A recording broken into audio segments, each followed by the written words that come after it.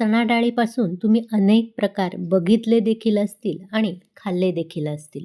पण आज मी तुम्हाला त्याच चणा डाळीपासून इतका भरपूर पौष्टिक असा प्रोटीनयुक्त डोसा कसा बनवायचा ते दाखवणार आहे. अतिशय कुरकुरीत हा डोसा तयार होतो. विशेष म्हणजे हा डोसा करण्यासाठी आपण कुठेही तांदळाचा वापर केला नाही. झटपट हा डोसा तयार होतो आणि आंबवण्याची देखील गरज भासत नाही. मी फक्त हा डोसा कसा बनवायचा ते दाखवणार नाही, तर या डोस्यासोबत मस्त अशी एक कढीपत्त्याची पौष्टिक चटणी कशी बनवायची ते सुद्धा दाखवणार आहे.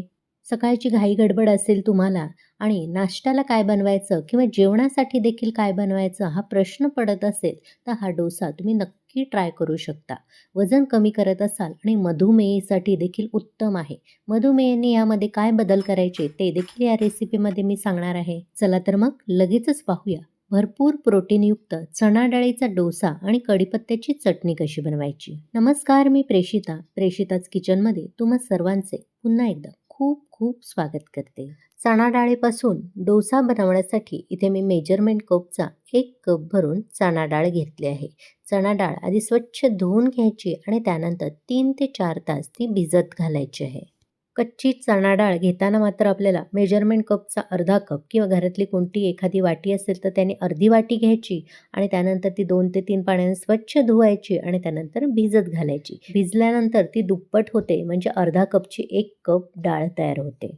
आता इथे मी एक बाउल घेतला आहे. त्यामध्ये मेजरमेंट कपचा 1/3 कप म्हणजे अर्धा कपापेक्षा कमी आणि पाव कपापेक्षा जास्त एवढे आपल्याला पोहे घ्यायचे आहेत. आता या पोह्यांमध्ये पाणी घालायचं आहे आणि हे पोहे एका पाण्याने स्वच्छ असे धुवून घ्यायचे आहेत आणि हे पाणी आपल्याला टाकून द्यायचं आहे.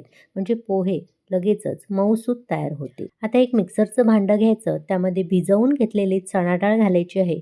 सोबतच आपण जे भिजवून मऊ केलेले पोहे आहेत ते सुद्धा घालायचे आहेत. त्यानंतर आज मी कुठेही तांदळाचा वापर करणार नाही आहे, तर मेजरमेंट कपचा अर्धा कप भरून रवा घालायचा आहे. इथे मी बारीक रव्याचा वापर केला आहे. जाड रवा उपम्याचा तुमच्याकडे असेल तो वापरला तरी देखील चालेल.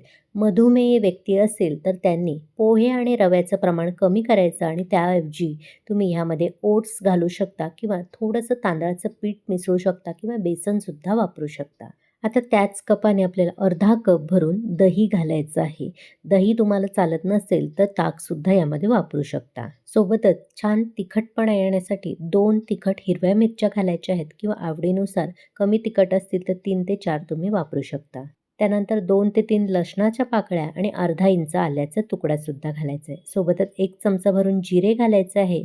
चणा डाळीचा डोसा असल्यामुळे छोटा पाव चमचा भरून हिंगसुद्धा घालायचा आहे. रंग छान येण्यासाठी छोटा पाव चमचा भरून हळद घालायची आहे आणि हा डोसा आणखीन पौष्टिक होण्यासाठी यामध्ये काही कढीपत्त्याची पानंसुद्धा घालायची आहेत. पदार्थ चांगले वाटून येण्यासाठी यामध्ये थोडंसं पाणी घालायचं आहे. फार पाणी घालायचं नाही, कारण दह्याचा ओलसरपणा आहे. आणि सर्वात शेवटी चवीप्रमाणे मीठ घालायचं आहे आणि मिक्सरचं झाकण लावून चांगली गुळगुळीत ह्याची पेस्ट तयार करायची आहे. तयार झालेलं मिश्रण एका बाउलमध्ये मी काढून घेणार आहे. मिक्सरमध्ये वाटताना आणखीन थोडंसं मी पाणी घातलेलं, जेणेकरून व्यवस्थित असं ते वाटलं जाईल.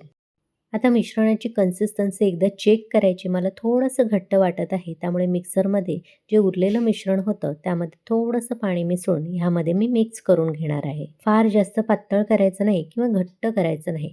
डोसा भराभर आपल्याला पसरवता आला पाहिजे एवढं दाटसर ठेवायचं आहे. खूप जास्त तुम्ही दाटसर ठेवलं तर मग डोसा व्यवस्थित पसरवता येणार नाही आणि तो जाड बनू शकतो. आता याला 2 मिनिटं बाजूला ठेवूया. तोपर्यंत लगेचच एक चटणी तयार करू. चटणी बनवण्यासाठी मिक्सरच्या भांड्यामध्ये अर्धा कप भरून ओल्या नारळाचे काप घालणार आहे. आज आपण कढीपत्त्याची चटणी बघतोय, त्यासाठी अर्धा कप भरूनच स्वच्छ धुतलेले आणि ताजी कढीपत्त्याची पानं यामध्ये घालायची आहे.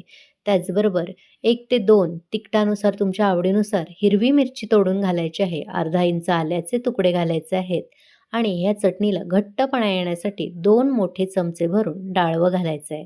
डाळ्या घातल्यामुळे घट्टपणासोबत स्वादसुद्धा चटणीला येतो. आणखी चविष्ट चटणी होण्यासाठी 2 मोठे चमचे भरून दही सुद्धा यामध्ये मी घालणार आहे. सर्वात शेवटी चवीप्रमाणे मीठ घालायचं आहे आणि ही चटणी आपल्याला वाटून घ्यायची आहे. खोबऱ्याचे तुकडे असल्यामुळे सुरुवातीला असंच मी मिक्सरला फिरवून घेणार आहे आणि त्यानंतर लागेल तसं पाणी घालून चटणी बारीक वाटून घेणार आहे. इथे बघू शकता मिक्सरला अगदी बारीक फिरवून घेतलेली चटणी इथे मी एका करवंटीमध्येच काढून घेणार आहे. इथे आपली झटपट आणि तितकीच पौष्टिक चटणी तयार आहे. ही चटणी तुम्ही नुसतीही खाऊ शकता, पण आज या चटणीवर मी एक फोडणी देणार आहे.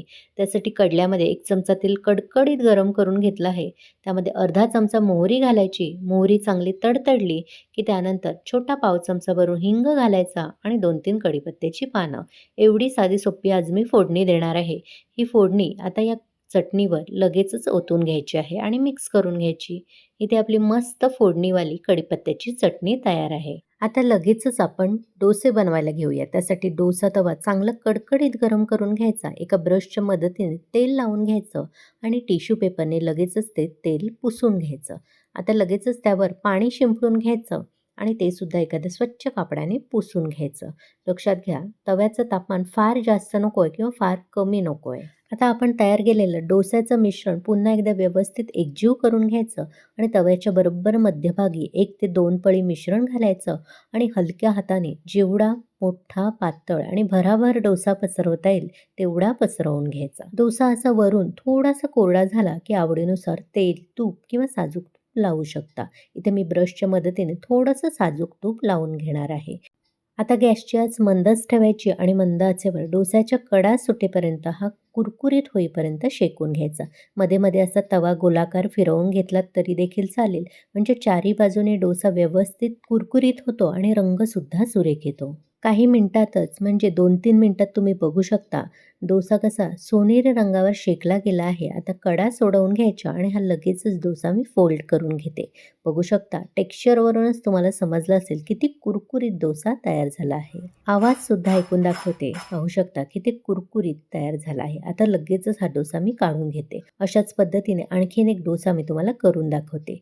तवा चांगला कडकडीत गरम करून घ्यायचा. आता प्रत्येक वेळेला तेल लावण्याची गरज नाही. फक्त पाणी शिंपडून घ्यायचं आणि लगेचच पाणी पुसून घ्यायचं. तव्याचं तापमान कमी झालं की गॅसची आचसुद्धा मंद करायची आणि त्यानंतर जे डोस्याचं मिश्रण आहे ते तव्यावर बरोबर मध्यभागी 1 ते 2 पळी घालायचं. भराभर डोसा पातळ मोठा असा पसरवून घ्यायचा आणि वरचं आवरण कोरडं झालं की आवडीनुसार तेल, तूप, बटर घालायचं. मंद आचेवर डोसा सोनेरी रंग येईपर्यंत शेकून घ्यायचा.